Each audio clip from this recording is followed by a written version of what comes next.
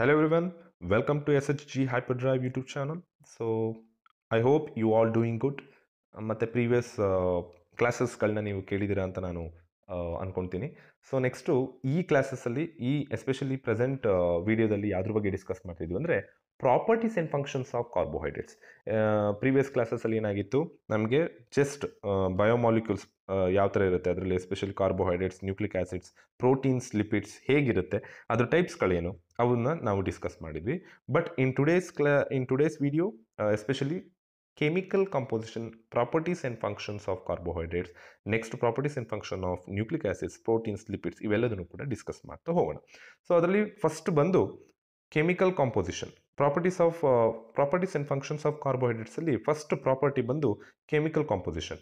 ಯಾವ chemical composition ಇಂದ carbohydrate ಆಗಿರುತ್ತೆ, ಸೊ ನೆಕ್ಸ್ಟ್ ಅದ್ರ ಸಾಲ್ಯುಬಿಲಿಟಿ ಮತ್ತು ಕ್ಲಾಸಿಫಿಕೇಶನ್ ಆ್ಯಂಡ್ ನೆಕ್ಸ್ಟ್ ಫಂಕ್ಷನ್ಸ್. ಓಕೆನಾ, ಪ್ರಾಪರ್ಟೀಸ್ ಬಗ್ಗೆ ಡಿಸ್ಕಸ್ ಮಾಡ್ತೀವಿ, then we will go to the function. ಓಕೆನಾ, ಸೊ ಪ್ರಾಪರ್ಟೀಸ್, ಕೆಮಿಕಲ್ ಕಾಂಪೋಸಿಷನ್ ಯಾವುದರಿಂದ ಆಗಿರುತ್ತೆ carbohydrates? We all know that it is made up of carbon, hydrogen and oxygen in the ratio of 1:2:1. ಅಂದರೆ 1 carbon, 2 of hydrogen and 1 of oxygen. So ಈ ಥರ ಏನಾಗಿರುತ್ತೆ, the carbohydrates are organic compounds composition ಆಗಿರುತ್ತೆ. So next monomers, especially carbohydrates ಏನಾಗಿರುತ್ತೆ, monomers ಆಗಿರುತ್ತೆ. They are the basic building blocks of carbohydrates and monosaccharides such as glucose and fructose. ಏನಾಗಿರುತ್ತೆ, particularly carbohydrates ಎಲ್ಲ ಮಾಡಲ್ಪಟ್ಟಿರೋದು ಯಾವುದರಿಂದ? ಮೊನೋಮರ್ಸಿಂದ. ಸೊ ಮೊನೋಮರ್ಸ್ಗಳು ಒಂದೇ ಇದ್ರೆ ಮೊನೋಸ್ಯಾಕರೈಡ್ಸ್ ಆಗುತ್ತೆ. ಅದೇ ನೆಕ್ಸ್ಟ್ ಫರ್ದರ್ ಕಾಂಪೋಸಿಷನ್ ಡೆವಲಪ್ ಆಗ್ತಾ ಹೋದ್ರೆ ಅದೇನಾಗ್ತಾ ಇರುತ್ತೆ, ಗ್ಲೂಕೋಸ್ ಮತ್ತು ಫ್ರುಕ್ಟೋಸ್ ಆಗಿ ಡೆವಲಪ್ಮೆಂಟ್ ಆಗ್ತಾ ಆಗುತ್ತೆ. ಅಂದರೆ ಮೊನೋಮರ್ಸ್ ಒಂದಿದ್ರೆ ಸಾಕು, ನೆಕ್ಸ್ಟ್ ಅದೇನಾಗುತ್ತೆ polymers, next different types of ಪಾಲಿಮರ್ಸ್ಗಳನ್ನ ನೀವು ಆಲ್ರೆಡಿ ನೋಡಿದ್ರೆ, ಆಲಿಗೋಪಾಲಿಮರ್ಸ್, ಪಾಲಿಮರ್ಸ್. ಸೊ ಇವೆಲ್ಲದನ್ನು ಕೂಡ ಏನಾಗುತ್ತೆ, ಸ್ಟ್ರಕ್ಚರ್ ಆಫ್ ಕಾರ್ಬೋಹೈಡ್ರೇಟ್ಸ್ ಆಗಿರುತ್ತೆ. ಸೊ ನೆಕ್ಸ್ಟ್ ಸಾಲ್ಯುಬಿಲಿಟಿ, ನಾವು ಸಾಲ್ಯುಬಿಲಿಟಿ ಯಾವ ಥರ ಸಾಲ್ಯುಬಲ್ ಆಗಿರುತ್ತೆ carbohydrates? Especially carbohydrates are water soluble. So water soluble ಆಗಿರುತ್ತೆ. Most carbohydrates are soluble in water due to their hydrophilic nature. So ಏನಾಗುತ್ತೆ, ವಾಟರ್ ಜೊತೆ ಮಿಂಗಲ್ ಮಾಡುವಂಥ capability ಇರೋದ್ರಿಂದ that is hydrophilic in nature ಆಗಿರುತ್ತೆ. So next classification, carbohydrates classification ಏನಾಗಿರುತ್ತೆ, they are made up of simple and complex. There are 2 types of classification, simple and complex ಆಗಿರುತ್ತೆ. Simple ಅಲ್ಲಿ ಏನಾಗಿರುತ್ತೆ, carbohydrates are classified into simple sugars, monosaccharides and disaccharides ಅಲ್ವಾ. So simple ಆಗಿದ್ರೆ ಏನಾಗಿರುತ್ತೆ, ಮೊನೋಸ್ಯಾಕರೈಡ್ಸ್ ಇನ್ನೊಂದು chain ಸೇರಿ ಡೈಸ್ಯಾಕರೈಡ್ಸ್ ಆಗಿರುತ್ತೆ. This is nothing but simple classification of carbohydrates. But complex carbohydrates ಕೂಡ ಇರ್ತವೆ. ಅಂದರೆ ಕಾಂಪ್ಲೆಕ್ಸ್ ಟೈಪ್ ಆಫ್ ಕಾರ್ಬೋಹೈಡ್ರೇಟ್ಸಲ್ಲಿ ಎಸ್ಪೆಷಲಿ ಪಾಲಿಸ್ಯಾಕರೈಡ್ಸ್ಗಳು ಬರುತ್ತೆ. ಅಂದರೆ ಮೊನೋಮರ್ಸ್ ರಿಪೀಟೆಡ್ ಆಗಿ, ಮೊನೋಸ್ಯಾಕರೈಡ್ಸ್ಗಳು ರಿಪೀಟೆಡ್ ಆಗಿ ಕಾಯಿಲ್ ಆದರೆ ಅದು ಪಾಲಿಸ್ಯಾಕರೈಡ್ಸ್ ಆಗಿರುತ್ತೆ. That is nothing but simple and complex classification of carbohydrates ಆಗಿರುತ್ತೆ. Okay, so next function of carbohydrates. Function especially ಕಾರ್ಬೋಹೈಡ್ರೇಟ್ಸ್ನ ಫಂಕ್ಷನ್ನು ಫಸ್ಟ್ ಬಂದು ಎನರ್ಜಿ ಸ್ಟೋರೇಜ್ ಆಗಿರುತ್ತೆ. ಎಸ್ಪೆಷಲಿ ನಾವು ಕಾರ್ಬೋಹೈಡ್ರೇಟ್ಸ್ನ ನಾವೇನಂತ ಕರಿತೀವಿ, ಸ್ಟೋರ್ಡ್ ಎನರ್ಜಿ ಮಾಲಿಕ್ಯೂಲ್ಸ್ ಅಂತ ಕರಿತೀವಿ. ಅಂದರೆ carbohydrates is a rich source of energy. ಓಕೆನಾ. ಸೊ ನೆಕ್ಸ್ಟ್ ಎನರ್ಜಿನ ಸ್ಟೋರೇಜ್ ಮಾಡ್ಕೊಳ್ಳುತ್ತೆ ನಮ್ಮ ಬಾಡಿಲಿ, ಫ್ಯಾಟ್ಸ್ಗಳಲ್ಲಿ ಅಥವಾ ನಮ್ಮ ಬಾಡಿಯ ಎಲ್ಲ ಸ್ಪೇಸಸ್ಗಳಲ್ಲಿ ಏನಾಗುತ್ತೆ, ಸೊ ಎನರ್ಜಿನ ಸ್ಟೋರ್ ಮಾಡಿ ಇಟ್ಟಿರುತ್ತೆ ಕಾರ್ಬೋಹೈಡ್ರೇಟ್ಸ್ನ ಮೇಂಟೈನ್ ಮಾಡೋದ್ರಿಂದ. ಸೊ ನೆಕ್ಸ್ಟು ಸ್ಟ್ರಕ್ಚರಲ್ ಸಪೋರ್ಟ್, ನಮ್ಮ ಸೆಲ್ಲಿಗೆ ತುಂಬ ಸ್ಟ್ರಕ್ಚರಲ್ ಸಪೋರ್ಟ್ನ ಕೊಡುತ್ತೆ. So next transport of energy. So ಒಂದು ಕಡೆಯಿಂದ ಇನ್ನೊಂದು ಕಡೆ ಎನರ್ಜಿ ಟ್ರಾನ್ಸ್ಪೋರ್ಟ್ ಆಗೋದಕ್ಕೆ, ಬಾಡಿಯಲ್ಲಿ ಸಿಂಥಸಿಸ್ ಆಗೋದಕ್ಕೆ, ಇವೆಲ್ಲದಕ್ಕೂ ಕೂಡ ಏನಾಗುತ್ತೆ, ಕಾರ್ಬೋಹೈಡ್ರೇಟ್ಸ್ ತುಂಬಾ ಇಂಪಾರ್ಟೆಂಟ್ ಆಗುತ್ತೆ. ಮತ್ತು it is also called, carbohydrates is also called quick energy releasers ಅಂತ ಕರಿತೀವಿ. ಅಂದರೆ ನಾವು ಸೇವಿಸುವಂತಹ ಅಥವಾ ಯುಟಿಲೈಸ್ ಮಾಡ್ಕೊಳ್ಳುವಂತಹ, ಕನ್ಸ್ಯೂಮ್ ಮಾಡುವಂತಹ ಫುಡ್ಡು ತಕ್ಷಣ ಏನು ಮಾಡುತ್ತೆ, ಅದು ಕ್ವಿಕ್ ಆಗಿ ಎನರ್ಜಿನ ರಿಲೀಸ್ ಮಾಡುವಂಥ ಕೇಪಬಿಲಿಟಿ ಕಾರ್ಬೋಹೈಡ್ರೇಟ್ಸ್ ಆಗಿದೆ. ಕಾರ್ಬೋಹೈಡ್ರೇಟ್ಸ್ ಫುಡ್ಗಳಿಗೆ ಅದೇ ಎಸ್ಪೆಷಲಿ ಬೇಕಾಗಿರುವಂಥದ್ದು. ನೀವು ಶುಗರ್ ನೋಡಿರ್ಬೋದು, ಗ್ರೇಪ್ಸ್ ನೋಡಿರ್ಬೋದು, ಅಥವಾ ಏನು ಗ್ಲೂಕೋಸ್ ವಾಟರ್ ಇರ್ಬೋದು, ಅವೆಲ್ಲ ಏನಾಗಿರುತ್ತೆ, ಕಾರ್ಬೋಹೈಡ್ರೇಟ್ ರಿಚ್ ಆಗಿರುತ್ತೆ. ಕ್ವಿಕ್ ಆಗಿ ಎನರ್ಜಿನ ಅದು ಏನು ಮಾಡುತ್ತೆ, ರಿಲೀಸ್ ಮಾಡುತ್ತೆ. ಸೊ ನೆಕ್ಸ್ಟ್ ಮೆಟಬಾಲಿಕ್ ರೆಗ್ಯುಲೇಷನ್, ನಮ್ಮ ಬಾಡಿಲಿ ಆಗುವಂತಹ ಎಲ್ಲ ಮೆಟಬಾಲಿಕ್ ಆಕ್ಟಿವಿಟೀಸ್ಗಳನ್ನ ರೆಗ್ಯುಲೇಟ್ ಮಾಡುತ್ತೆ, ಕಂಟ್ರೋಲ್ ಮಾಡುತ್ತೆ. ಓಕೆನಾ, this is all the important function of carbohydrates. So next properties of nucleic acids ಬಂದರೆ, ಪ್ರಾಪರ್ಟೀಸ್ ಮತ್ತು ಫಂಕ್ಷನ್ ಆಫ್ ನ್ಯೂಕ್ಲಿಕ್ ಆಸಿಡ್ಸ್ ನಾವು ನೋಡೋದಾದರೆ, especially understanding the properties and function of nucleic acids is fundamental to comprehending the mechanisms of heredity, genetic disorders and cellular processes. Especially ನಾವು ಇಲ್ಲಿ ನೋಡೋದಾದರೆ ಈ comprehending ಅಂತ ಇದೆ. What you mean by comprehending? It is nothing but comprehending is understanding ಅಂತ scientific ವರ್ಡಲ್ಲಿ ಅಥವಾ ತುಂಬ ಕ್ಲಾಸಿಫೈಡ್ ಟರ್ಮ್ನ ಯೂಸ್ ಮಾಡೋದಾದರೆ comprehending is nothing but understanding the fundamental of understanding the mechanism of heredity genetic disorder and cellular process ಅಂತ ಕರಿತೀವಿ.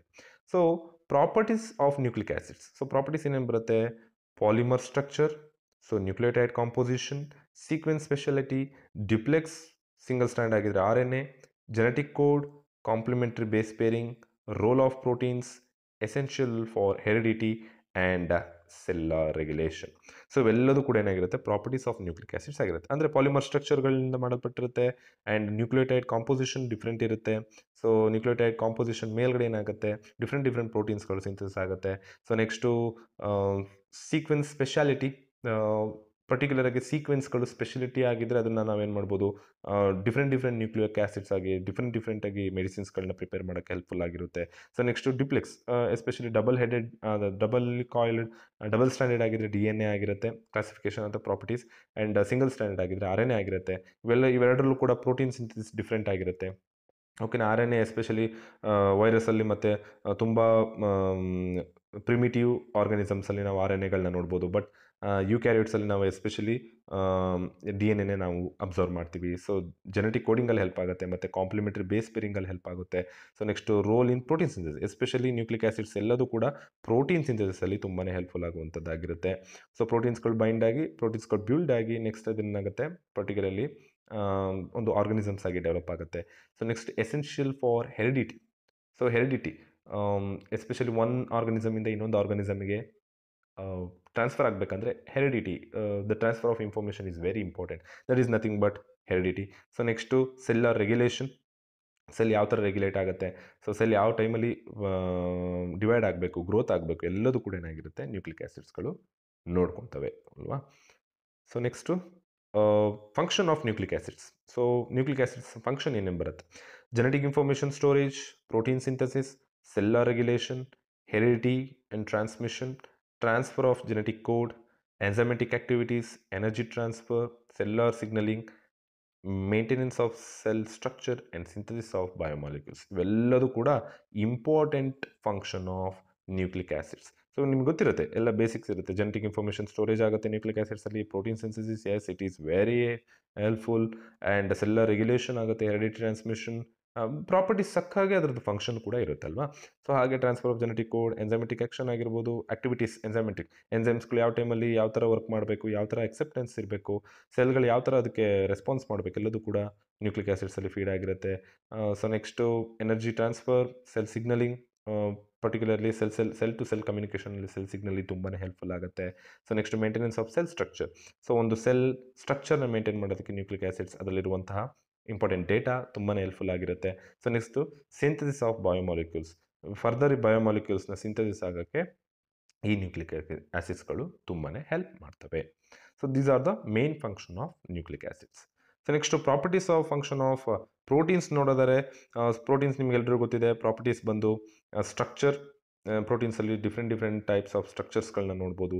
Amino acids composition ಕೂಡ different ಆಗಿರುತ್ತೆ. ಮತ್ತು ಸಾಲ್ಯುಬಿಲಿಟಿ, ಪ್ರೋಟೀನ್ಸ್ಗಳು ಏನಾಗಿರುತ್ತೆ?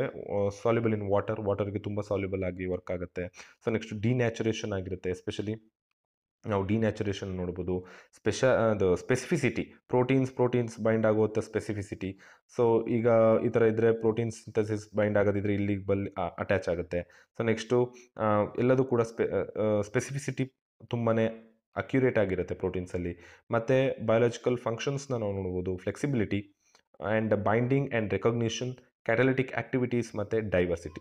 ಸೊ ಇವೆಲ್ಲದೂ ಕೂಡ ಏನಾಗಿರುತ್ತೆ? ಪ್ರಾಪರ್ಟೀಸ್ ಆಫ್ ಪ್ರೋಟೀನ್ಸ್ ಆಗಿರುತ್ತೆ. So biological function, flexibility, binding and recognition, catalytic activity ಮತ್ತು diversity.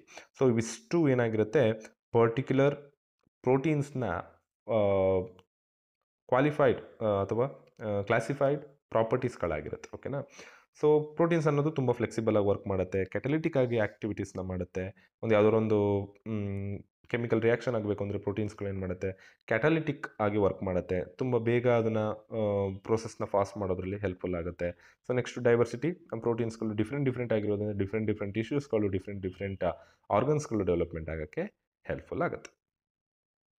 So next functions of proteins ಬಂದು ನಿಮ್ಮೆಲ್ಲರಿಗೂ ಗೊತ್ತಿದೆ. ಎಂಜೈಮೆಟಿಕ್ ಆಕ್ಟಿವಿಟಿ ಆಲ್ರೆಡಿ ಡಿಸ್ಕಸ್ಡ್ ಆಗಿದೆ.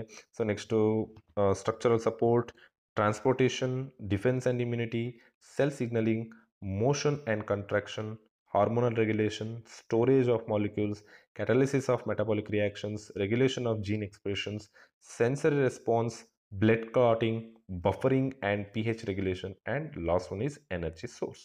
ಸೊ ಎಲ್ಲದೂ ಕೂಡ ಒನ್ ಆಫ್ ದ ಇಂಪಾರ್ಟೆಂಟ್ ಫಂಕ್ಷನ್ಸ್ಗಳಿರುತ್ತೆ. ಯು ಜಸ್ಟ್ ಮೆನ್ಷನ್ ಇಟ್ ಅಲ್ವಾ. ಸೊ ಮೆನ್ಷನ್ ಮಾಡಿ ಅದರ ಒಂದು ಎರಡನ್ನ ನೀವು ಎಕ್ಸ್ಪ್ಲೇನ್ ಮಾಡಿದ್ರು ಸಾಕು. ಓಕೆನಾ.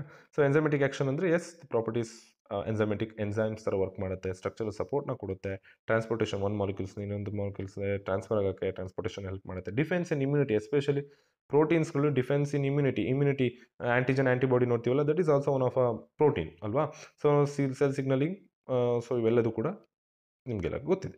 ಸೊ ಬ್ಲಡ್ ಕ್ಲಾಟಿಂಗ್ ಅಂದರೆ ನಿಮ್ಗೆ ಗೊತ್ತಿದೆ, ಬ್ಲಡ್ ಕ್ಲಾಟಿಂಗ್ ಫ್ಯಾಕ್ಟರ್ ಯಾವುದಾಗಿರುತ್ತೆ ಅದು ಕೂಡ ಪ್ರೋಟೀನ್ ಅಲ್ವಾ.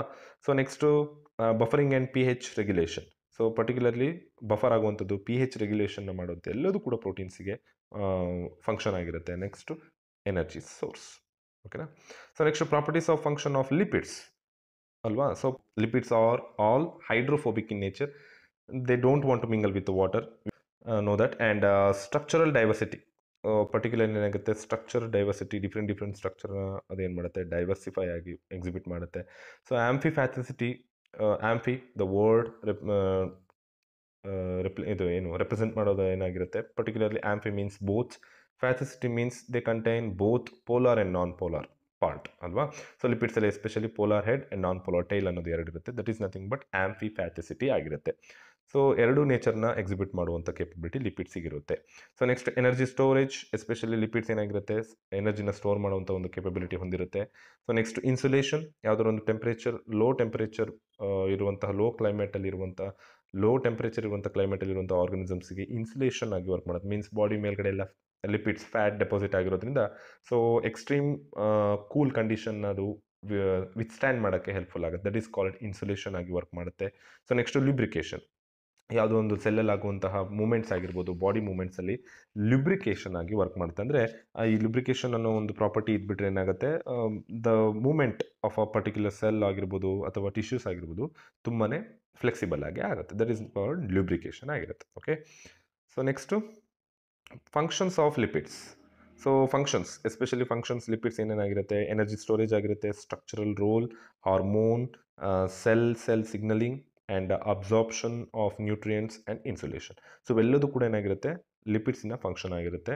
ಸೊ ಪ್ರಾಪರ್ಟೀಸ್ ಹೇಗಿರುತ್ತೋ ಅದೇ ಥರ ಫಂಕ್ಷನ್ಸ್ ಕೂಡ ಡಿಫೈನ್ ಆಗಿರುತ್ತೆ. ಓಕೆನಾ. ಸೊ ಲಿಪಿಡ್ಸ್ ಹಾರ್ಮೋನ್ ಥರನೂ ವರ್ಕ್ ಮಾಡುತ್ತೆ. ಸೊ ಬ್ರೈನಿಂದ ರಿಲೀಸ್ ಆಗುವಂಥ ಸುಮಾರಷ್ಟು ಹಾರ್ಮೋನ್ ಅಥವಾ ಡಿಫ್ರೆಂಟ್ ಎಂಡೋಕ್ರೈನ್ ಗ್ಲ್ಯಾಂಡ್ಸಿಂದ ರಿಲೀಸ್ ಆಗುವಂಥ ಹಾರ್ಮೋನ್ಗಳು ಏನು ಮಾಡುತ್ತೆ ಸೆಲ್ ಟು ಸೆಲ್ ಮೂವ್ಮೆಂಟ್ ಆಗುವಂಥದ್ದು ತುಂಬಾ ಹೆಲ್ಪ್ಫುಲ್ ಆಗಿರುತ್ತೆ. That is also lipids hormone ಥರ ವರ್ಕ್ ಮಾಡುತ್ತೆ. ಸೆಲ್ ಸಿಗ್ನಲಿಂಗು ಮತ್ತು ಅಬ್ಸಾರ್ಪ್ಷನ್ ಆಫ್ ನ್ಯೂಟ್ರಿಯೆಂಟ್ಸ್, ನಮ್ಮ ಬಾಡಿಲಿ ಸುಮಾರಷ್ಟು ನ್ಯೂಟ್ರಿಯೆಂಟ್ಸ್ ಅಬ್ಸರ್ವ್ ಆಗಬೇಕು ಅಂದರೆ ಲಿಪಿಡ್ಸಿಂದ ಸಾಧ್ಯ ಇದೆ. So next insulation, we all know that. Okay. So next ಎನ್ಸೈಮ್ಸ್ಗಳ ಬಗ್ಗೆ ನಾವು ನೆಕ್ಸ್ಟು ವಿಡಿಯೋದಲ್ಲಿ ಡಿಸ್ಕಸ್ ಮಾಡೋಣ. ನೀವೇನಾದ್ರು ನಮ್ಮ ಚಾನಲ್ನ ಸಬ್ಸ್ಕ್ರೈಬ್ ಮಾಡ್ಕೊಂಡು ದಯವಿಟ್ಟು ಸಬ್ಸ್ಕ್ರೈಬ್ ಮಾಡ್ಕೊಳ್ಳಿ, ನೆಕ್ಸ್ಟು ವಿಡಿಯೋನ ತಪ್ಪದೆ ನೋಡಿ. ಅಲ್ಲಿವರೆಗೂ stay tuned. Thank you so much.